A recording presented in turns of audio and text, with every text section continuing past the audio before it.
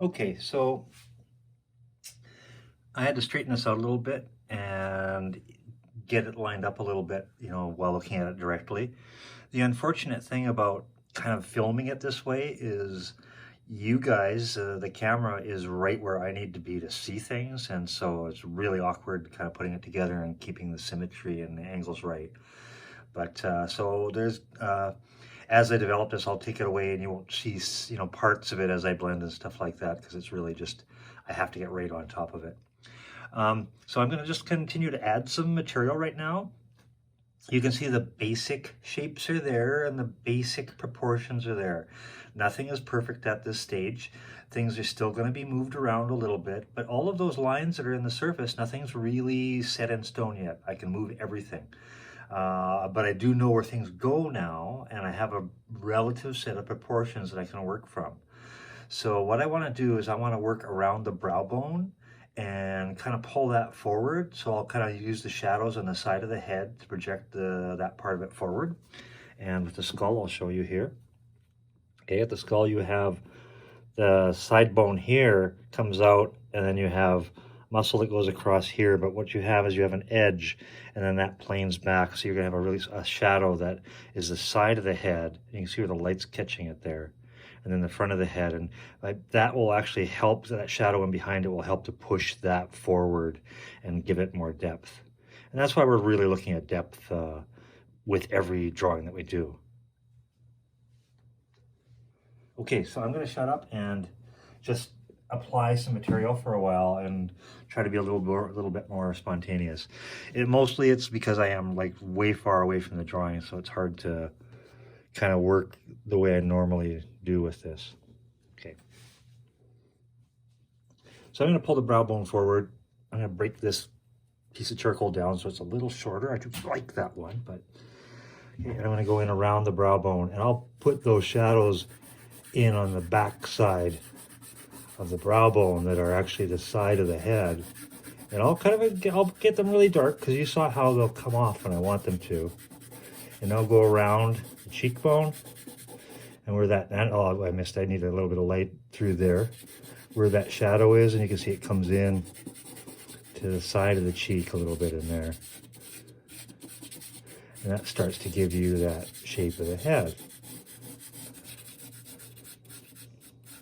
Really to the side of the head, when you have one eye length, you have one eye length in between, one to the other eye, and then there's one full length to the actual side of the head. So there's quite a bit of space there before the ear. You can see the ear.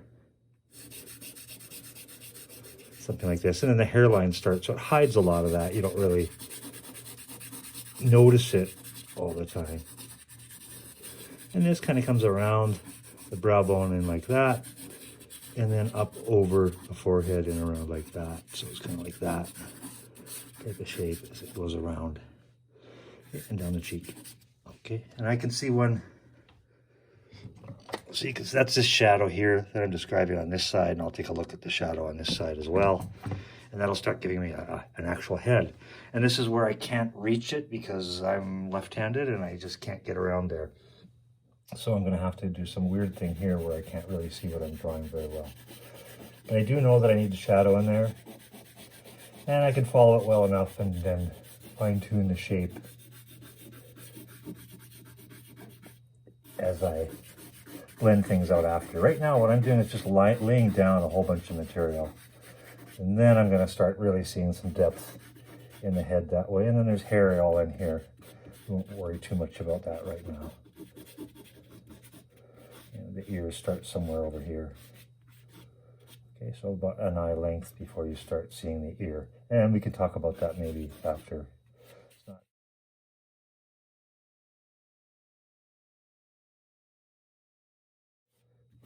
And cheek comes down. Cheek comes down, something like that. And that shadow comes in and softens as it rounds out and rounds out into the cheek and then drops back down into that. Okay. All right. You can see how this planes up here. There's still, it flattens out a little bit as it reaches the nose and then starts to plane up. So you will have a little bit of a shadow across there as well. and you can really actually see it on both sides. So I'm just going to put a little material wherever there's a shadow right now. I have my main forms of the orbit of the eye. The eyelid is being described right in here right now. I haven't refined it yet, but the eyelid kind of is in around here. Now I feel pretty confident that I'm not going to move it around too much. I'll move it, but I won't move it around too much. And then the shadows that go in the eye are somewhere in here. When I go across, I've measured this a couple of times, and it still can be moved around, and it probably does need to be moved a little bit. Then I start to get the inner part of the tear duct in here as it goes down, and the eyelid across there. Okay, so I'm starting to get things into a spot where they're useful now, and we're gonna start seeing some form pretty soon.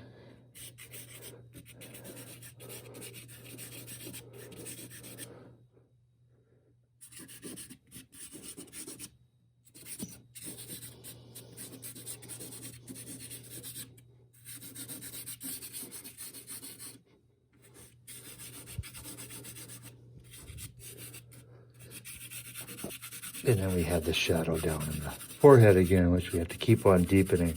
Because as we blend it, we keep losing it. And it runs up. There's these two parts that are over the orbit of the eye. Right here. Right in there. And we're trying to make those show through because there's not really any muscle. The skin is thick over there, but there's not really any muscle hiding them. We can actually see the bone coming close to the surface right. Actually, if we were to draw it right in here, something like that, and then on the other side, probably about in here, really, something like that.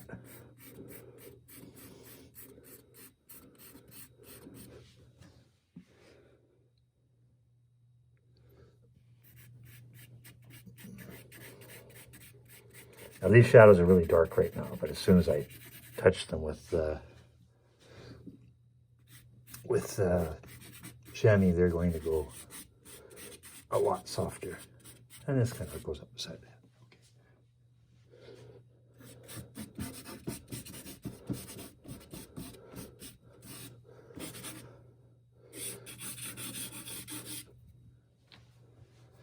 Okay.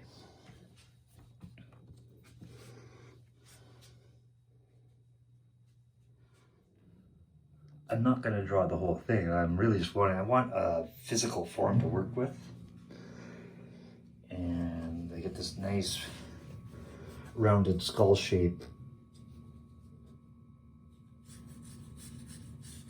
And that's going to be so much easier.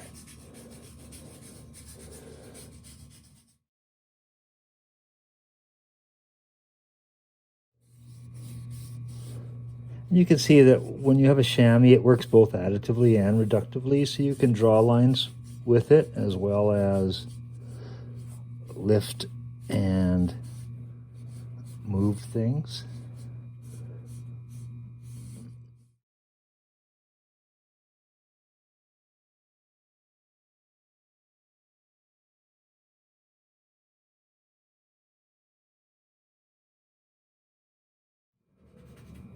And see how the orbit of the eye goes all the way around. So you can follow it. Once you start to see it, you can follow it a little bit. You don't want to exaggerate it, but you kind of get a feel for where it is in there. And then you kind of understand the form more.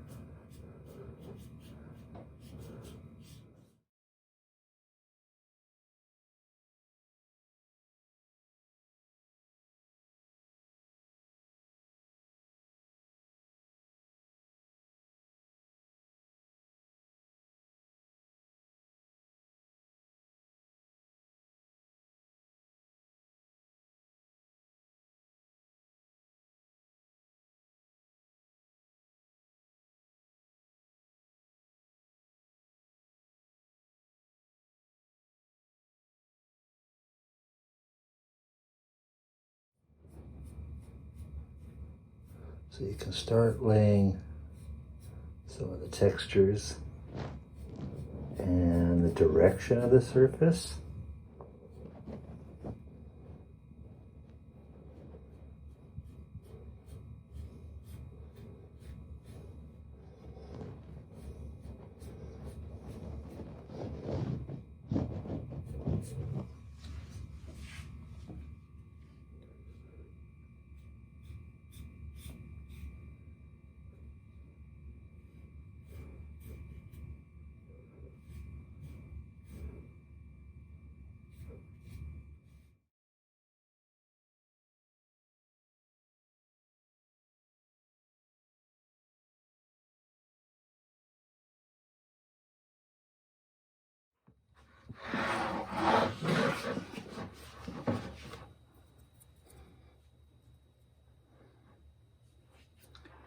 Okay, time to get in there with my fingers.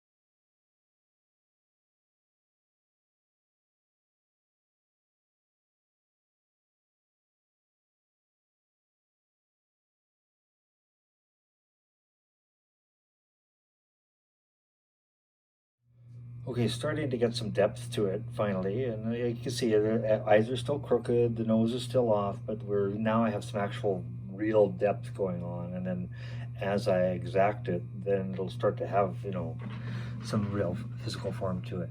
The next step for me at this stage, so I've really applied a lot of charcoal, I've kind of really exaggerated the shadows, taken it down really dark. Next stage for me would be to go back through it now reductively with my eraser and kind of clean up some of the areas where I need to increase the value range. And that will make the dimensional quality or the illusion of three-dimensional space increase dramatically, because you'll have at least 2 to 3 more value ranges probably, and they'll be in the right spot because now I have a more definite reference to work from as I put in the brighter spots and the highlights that have been kind of washed over with the charcoal. So that's next step. So I've been working on it for a little while to try to, keep on building the dark underlayer of the drawing in. And you can see it's getting a little bit more physical, a little bit more tactile in terms of you have now, 4 or 5 or 6 at least layers of different values, one over top of another, and that's really just getting started. So starting with a soft ground, we ended up adding layer after layer after layer to kind of slowly build up the form without putting in any hard lines. And so far we still don't have any hard lines, right? I still don't have any hard lines. Everything's sort of been slowly modeled using the charcoal to sort of find the edges, to build with the shadows around the edges or the overlaps and so on, to kind of build the form first.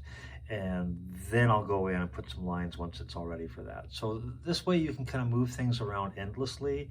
And then when you're ready to make those final decisions, you're going to know that you're in the right spot for it. So I'm still shaping those eyes a little bit, struggling a little bit with that. But what I'm going to do right now is I'm going to go through there with the eraser and work reductively. And what I haven't done since I started is go in there reductively with the eraser and get some of the brights back. And I think that's going to push the value range and give me a lot more depth in the drawing. And it'll also help me find, where I need to go for the next steps in terms of pulling out the form. Okay, so I'm going to do that with the eraser and the cloth to work reductively, because I don't really have any bright areas right now.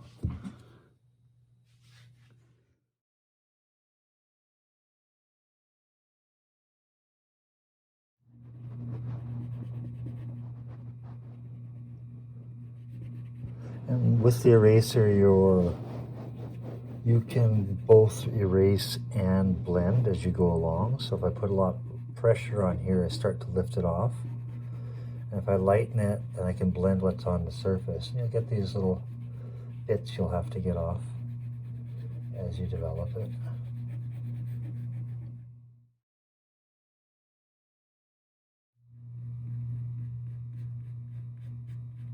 And I'll probably still go back on additively after, but I want to get a better bearing on my overall value range.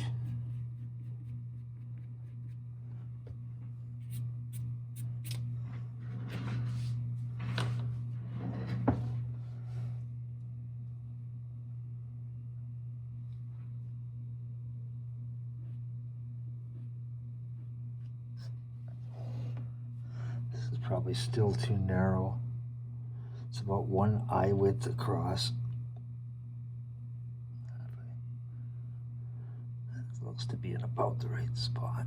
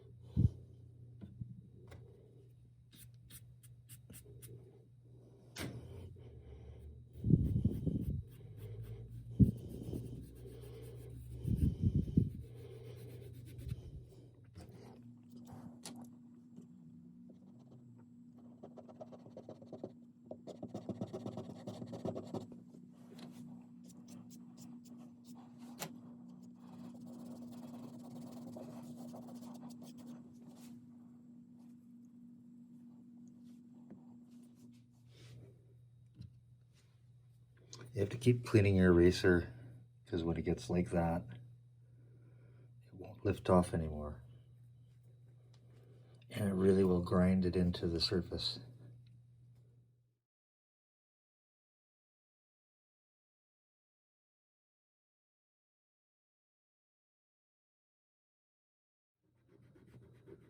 Now here's you're getting to that underside of the sphere, you're getting that rounded shape on the tear gland.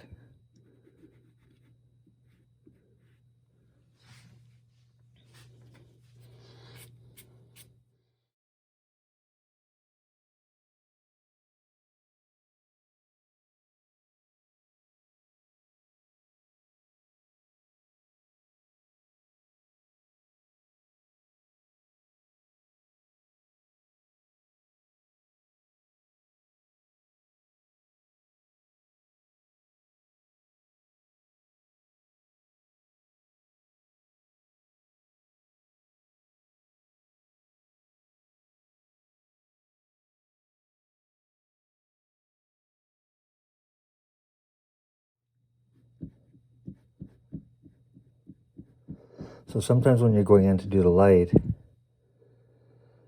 you can reassess your measurements, because sometimes your shadows will spread out and that will throw off your proportions a little bit. So as you come back through, you can remeasure using the patches of light as the reference and kind of move any shadows that you need to move.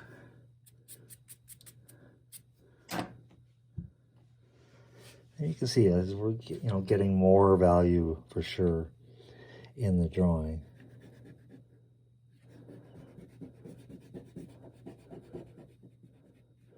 This area where the area of the cheeks comes around the mouth comes forward and usually catches a light or casts a shadow as it projects forward.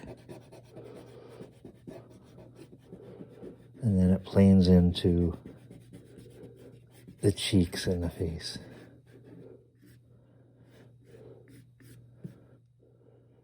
And I'll move that line a little bit because I'm not happy with where it is.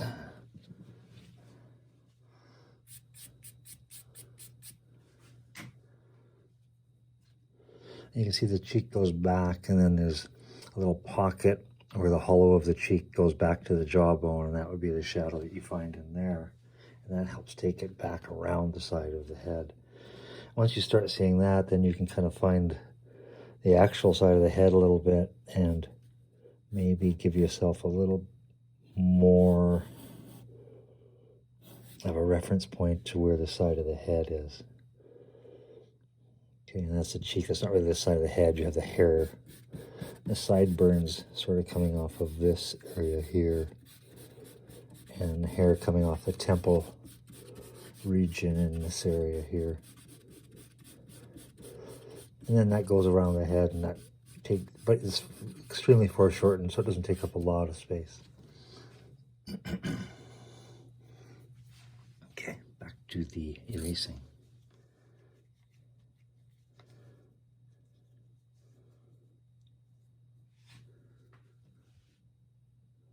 And I can see that this line of light here, now that it's starting to get defined, leads to this line of light that encircles the orbit of the eye. And so that's where I start to refine it a little bit more. It planes back into that brow bone area there like that.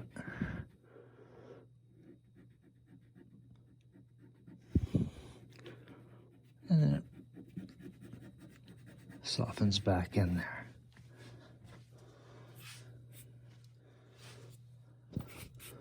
Oops.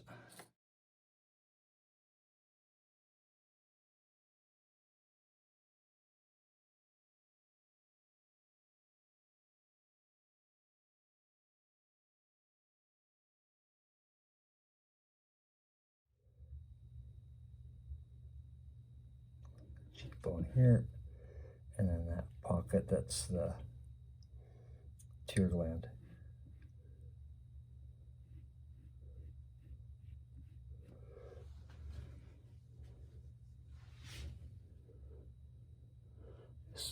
He's actually got some texture going on there in the skin, so that's nice.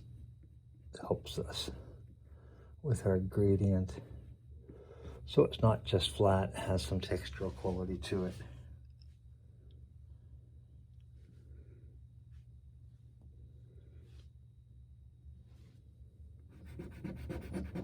Line of light going right up the brown bone here.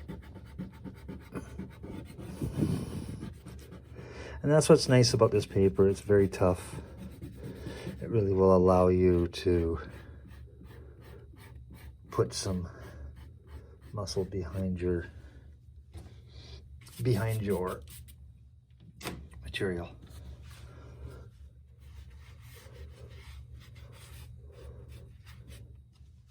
And I don't want to take too much off now because I'm starting to get some nice darks, so I've got to be careful I don't lose them all. Very easily done.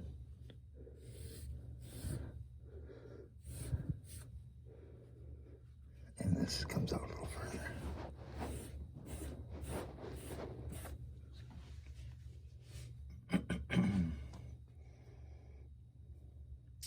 Once I finish kind of going through and kind of getting those bright spots back, then I'll go back into the darks again. And as you go, you have the lines that go across the forehead, like lines like they follow the contour. Like I'll get one of them here, sort of like this. That kind of goes down and through the flat area and then up again over the brow bone. Now those lines, those little furrows, and again,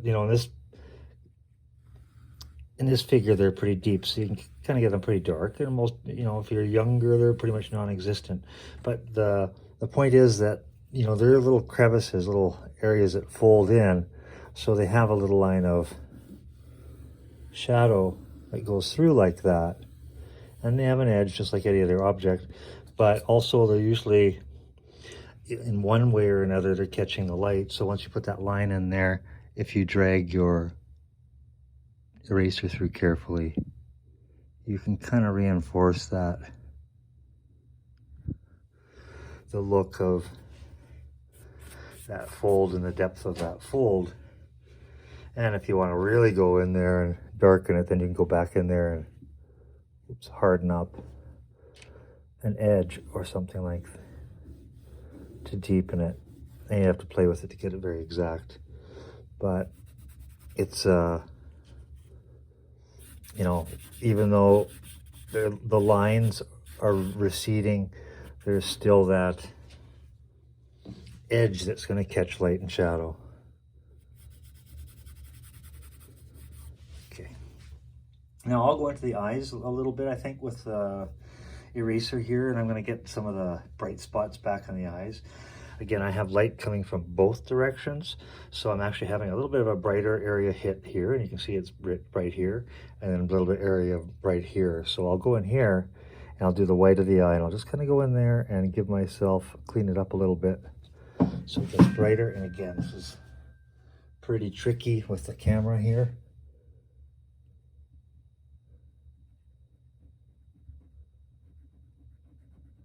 Now what I do normally is I actually cut my eraser so that I can really draw a very exact shape with it. And there's a highlight inside of the eye, so I'm going to brighten that right now. Okay, now right on the outside of that, see the light's hitting it there, it's hitting it there, it's also hitting it here. Really bright there. A couple of patches of light. And it goes around the lid.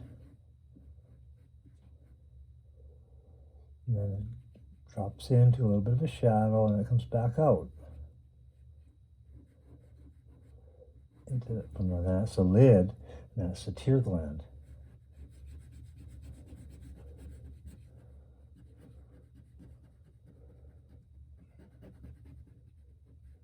And tear gland goes in, and then you have the cheekbone behind it, catching some light.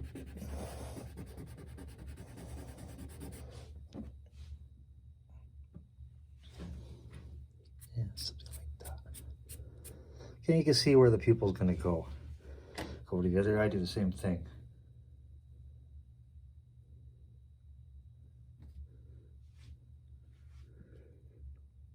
I think this shape's a little weird here, but I'll fix that as I draw the eye in.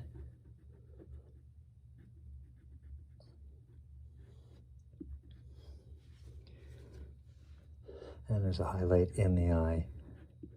So I'll take that out right now. So what you might have noticed is I've been drawing for, oh, I don't know, an hour or two. And I haven't drawn the irises or the pupils into the eye. And most novices start with the eyes and they work their way out to the rest of the head, and they wonder why their drawing looks flat. And again, if you start with this flattened form, just the shape of an eye, it's not going to look like an eye. The eye is a rounded form, it has depth to it, and once you start to create the shape of the eye socket and the roundness of that eye, that's when it starts to look like an eye. So if you work the area around the eyes first, when you go in to do the eyes are going to be much more believable, much more dynamic, much more three-dimensional. Okay. All right, so I'm going to go into them a little bit here. I'll get a smaller piece of charcoal because that big one's hard to kind of get the end. I hate to change charcoal right now. So I'll test it on another piece of paper first and see if I like the feel of it. Oh, that's pretty good. Okay. All right.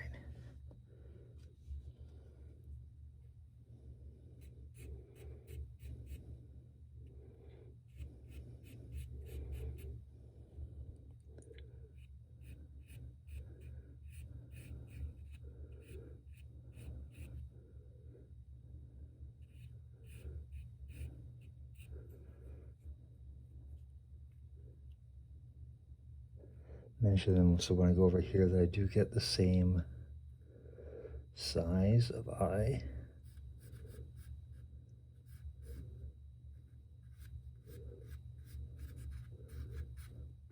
And that will give me one more point of reference.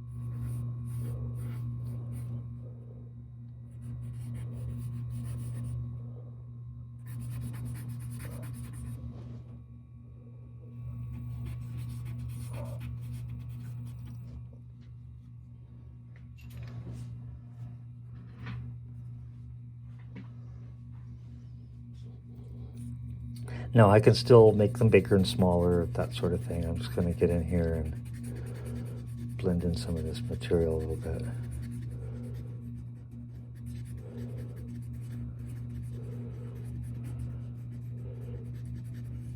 And I'll work additively and reductively to kind of get the nice cast shadow and everything on the eye.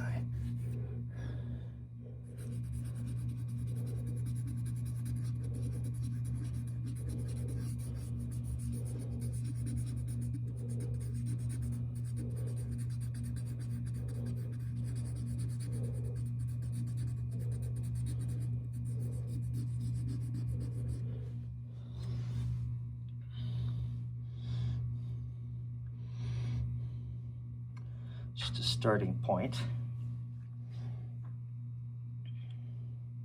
Now I have to re-examine the shape of his eyes at every turn, because as I put in more charcoal, I kind of get the shape close, but then I lose it a little bit. So that's going to kind of go back and forth a little bit as I do this. And I know I need to clean up these shapes a little bit. And that will be finicky stuff that I'll do with the eraser in a couple of minutes.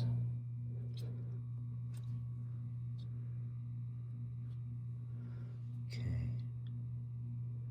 So I still need to, it gets this dark in here, I need to drop the eyes in a little bit more in here. And now I'm getting really close to the, kind of the exactness. I know that it really is here. I'm not going to have to move it around much anymore.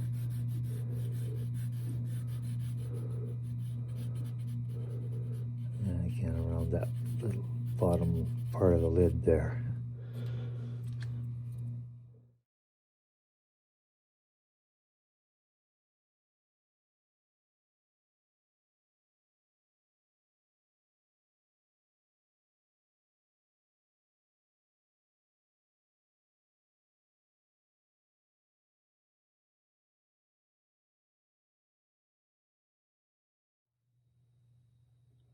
Okay, I'm going to take it down so I can see it for a few minutes and I'll put it back up. Okay, I'm going to work through it. I've been working through it with the eraser. You can see what I've got going on in the hair there.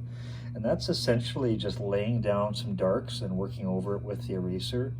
What I've done is I've cut my eraser so it's got some harder edges and some nice sort of razor sharp edges. And I'm going to go through it and just work for a little while and pull out some of that type of texture in the drawing.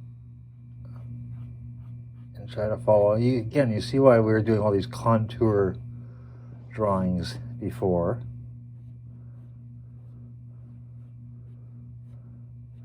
And not every hair is going to go the same way. They definitely follow a pattern.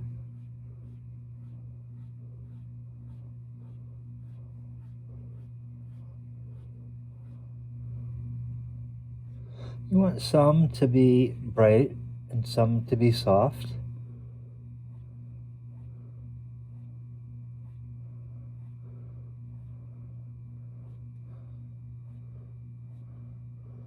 Maybe even some to catch on the ear and stuff like that. Of course, I can't imagine Sting would allow that to happen.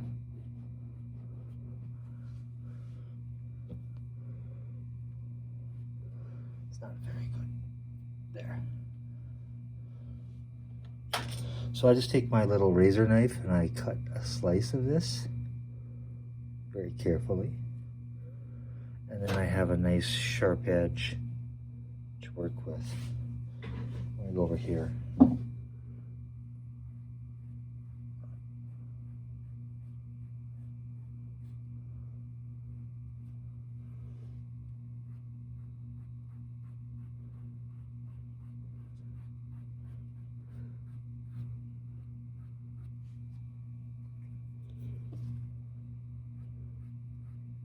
And I can lose this edge and then kind of come back and get it back again. Because I want it to look like some of these are coming from behind that edge. And so I have to go past that edge and then come back and get it again.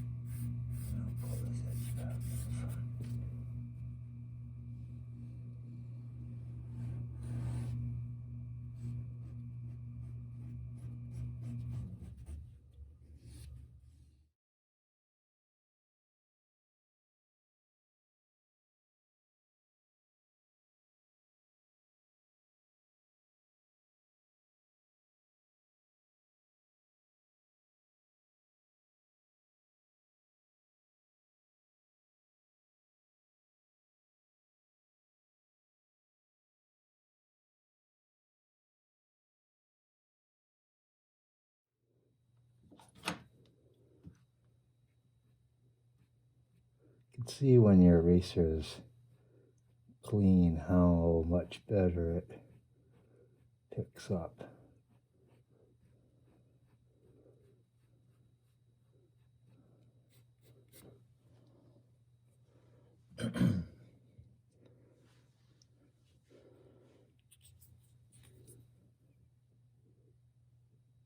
There's some eyebrows going on in here. I haven't addressed those yet. Kind of following the brow, and you can't see them that well in the picture, but they're there.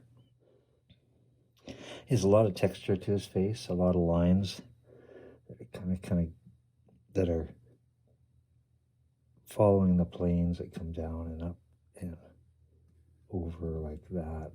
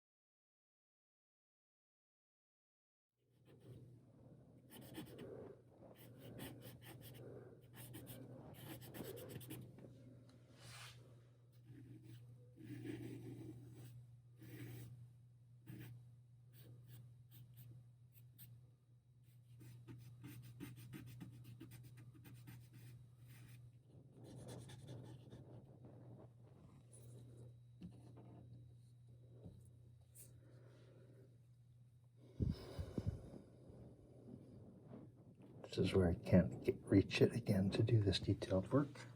So I have to do that without you guys watching or something.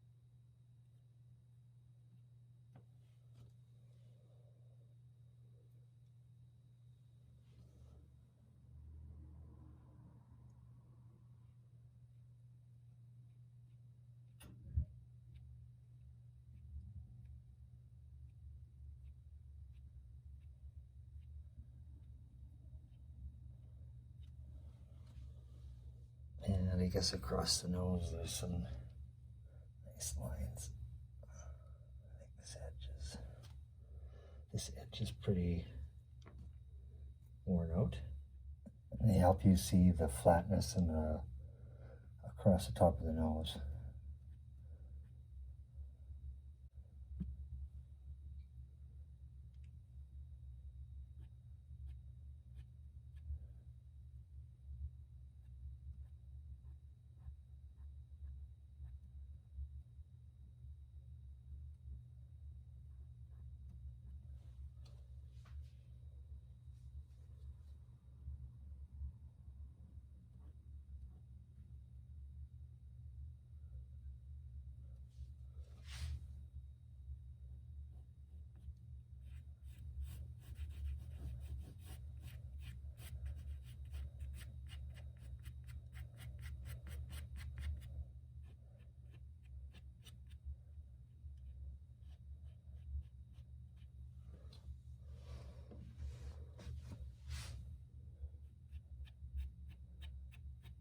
Just soften them a little bit.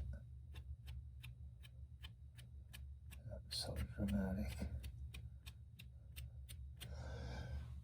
So I'm still working with the eraser a little bit, and I'm going to go through this and just with the last few minutes of my power on my iPad, work on the hair and show you how a lot of it's just like a patch of dark and then working reductively. Oh, I think my iPad just bit the dust.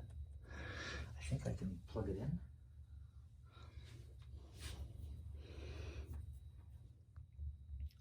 So a lot of the mark making is reductive over additive shades and modeling. This is really halfway there. Nothing is that sharp yet, nothing is that tight. I really haven't got the eyes symmetrical and all the rest. But there's depth and there's a brow bone visible, and you can sort of see how to put the eye together. So that's kind of what you want to concentrate on. The eyes, the brow bone, bridge of the nose.